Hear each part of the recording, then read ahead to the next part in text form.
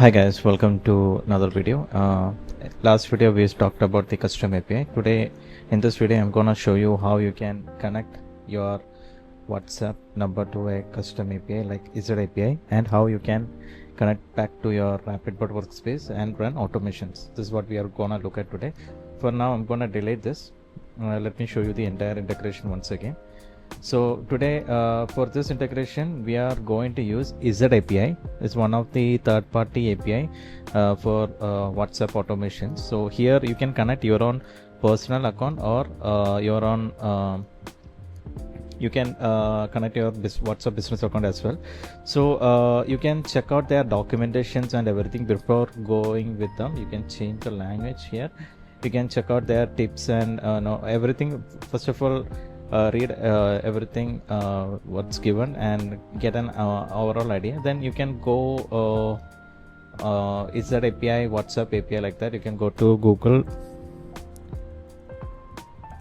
or you can go to your browser and type ZAPI WhatsApp API, and you can go to this link. From there you can set up your account. They are giving 3 days of free trial. If you want to continue after the free trial, you need to pay for it. They have their own pricing structure. You can check it out. So once you sign up, you will get a dashboard like this. Here you can go to web instance. From here you need to create an instance. Click on the add button, and here you can provide a name. There will be an ID and a token will be generated. Everything you can set it up. In the free trial there will be an option to scan a QR code. So this is how it will look like. Currently I already have an account paid for it, so I think their payment is around $15 to $17 per instance, per number. Like in the cloud API, if you're directly using from Meta, it's free, but if you're trying to use it through a BSP, for the BSP there will be a pricing charge. Similar will be applicable here also. So here will be a QR code will be there. You can scan it using through your WhatsApp app. There is a button called link device, so you can click on it and you can scan it and you can map it, or you can scan your QR code. Then your account will be connected to this instance, and you can copy this instance API. So when you go back here, let's click ZAPI and let's fill up this detail. We're gonna use this, copy and paste it here. Let's copy and paste it here. Instance ID is something you can find it here. This is your instance ID. For here it will be different. You can copy the ID here.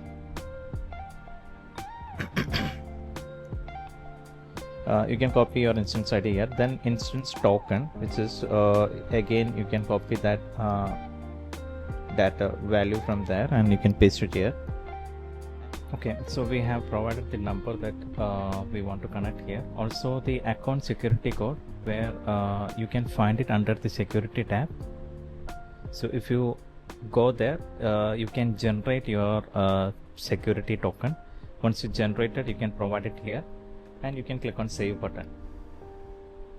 If all good, you will get the success message, and that means integration was successful. Then you can create a bot. For me, I have already created a bot. Let me connect that bot here. So if you open the bot, it will redirect you to the bot builder. So inside the bot builder, let me edit the flow. Let's create something basic. So for example, let's have a question block. Whenever someone messages, that question block will pop up, and whatever I type there, it will go into a OpenAI block, and AI will create a response and it will be printed.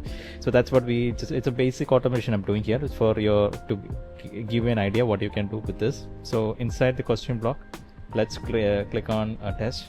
Let's type let's give a question: how may I help you? Okay, whatever it's typed, we don't need to map into a variable because we can use the system variable where it will have the data. So let's go to another block, which is our action block, and in that let's create an AI block. Let's go with OpenAI. So currently we have some other options here. We were going with only with the chat completion AI, OpenAI. System message, you can provide any message here.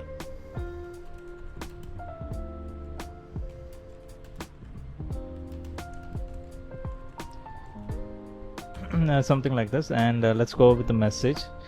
Here you can map the system variable. This is the last test message. So this variable will have the content which the user has typed. This we can enable it if you want. Remember the test, the history of the conversation, and these are the parameters. If you want, you can update it, and everything as normal how you see in the other channels. All integration is same only. So let's test this flow. Test this block. You can see our block is running, and here you can see we are getting a JSON response back. So what you can do is map this response, the content, into a variable. I already have a variable created, so I'm gonna select. If you don't have a variable, just click it and you can select the format. For now I already have this variable, and click on add. Now we have the variable. Let's save it. Now let's display this variable. Let's go with the question block so that we can loop it back. So inside the question block, we will just type this response, the variable name that we created. Now that's a variable we created. Now let's loop it back.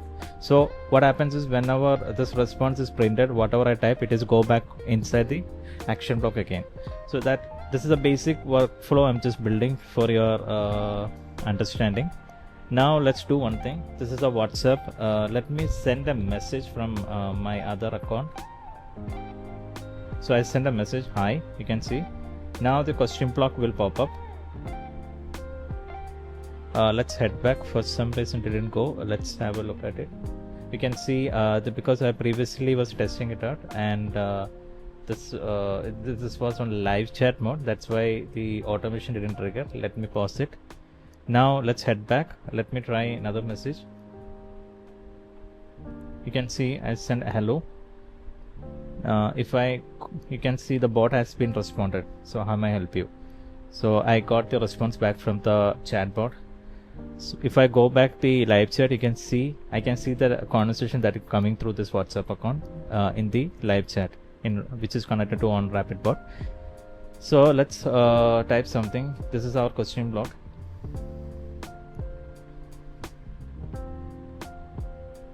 So I type, hey WhatsApp. Now our AI block is triggered. Not much, just here to help you. It doesn't take much time also. Responses are pretty fast, and as you can see in the conversation that's happening in the live chat. One other thing, so now from this account I'm directly messaging customer. So I want to take over this conversation. You simply have to just message, hey there. You have to simply just message from your WhatsApp that account you connected with this automation tool. And what happens is, here you can see, if you reload this, a timer has been enabled. You can increase the timer so that that much time the automation will be paused. If I send any messages back to the bot, 1 second, I'm typing a message. So you can see the message here in the live chat, but bot automation will be paused. Same like how you can get it on our other channel, same thing you can see it here. So one of the other advantage you can get it here is, for example, you are running a business, you have a lot of departments and a lot of inquiries coming.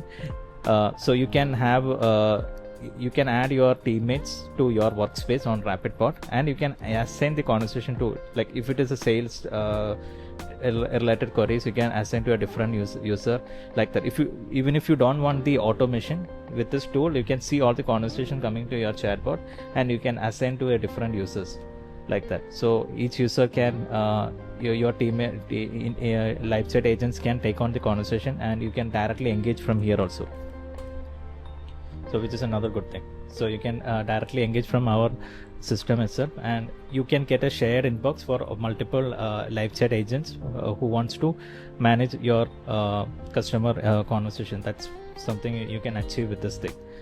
Another important aspect of using any third party or this third party, like when it comes to broadcasting. So this is an important thing you need to understand before using this feature.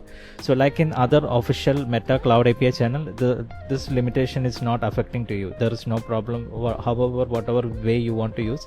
But whenever you use a third party API on WhatsApp for broadcasting, make sure to lower the limit. So if you have put it on higher limit, that means you are sending 100 messages, 100 users you are sending per minute. That will will raise a suspicious activity because yours is a normal WhatsApp account, and if you're doing like this, it will raise suspicious, and you think that is a suspicious activity going on your number, and your number may get banned or blocked because it will raise the suspicion that you are using a software to spam or broadcasting. So when it comes to broadcasting, Meta is pretty strict.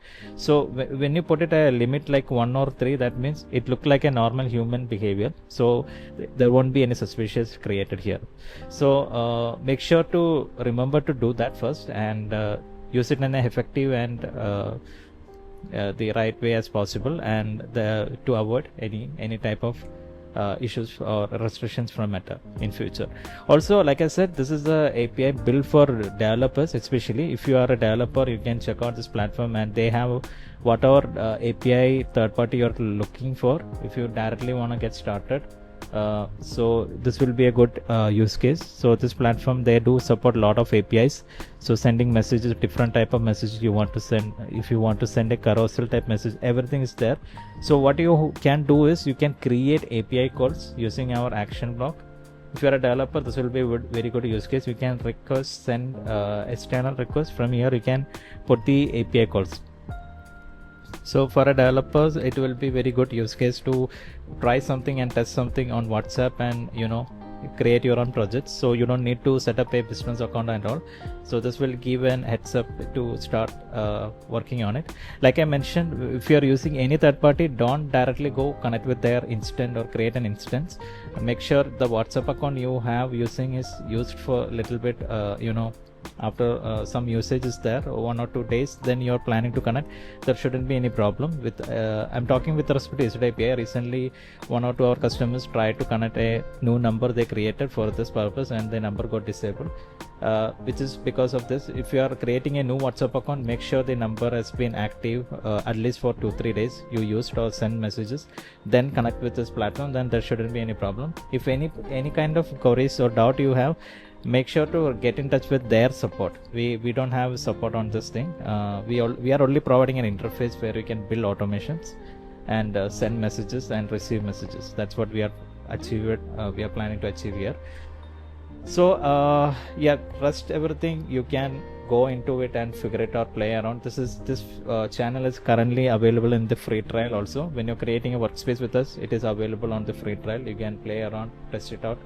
And if you have any questions, feel free to reach out to us or our support. If it is related to platform related, we can help you out. If it is an API related, since it's a third party, we can't help you out. You have to get in touch with their support if you have any queries. And another thing, once again I'm repeating this, this is a third party API, so use it with your risk, and we are not responsible if the number gets banned or your WhatsApp account got disabled.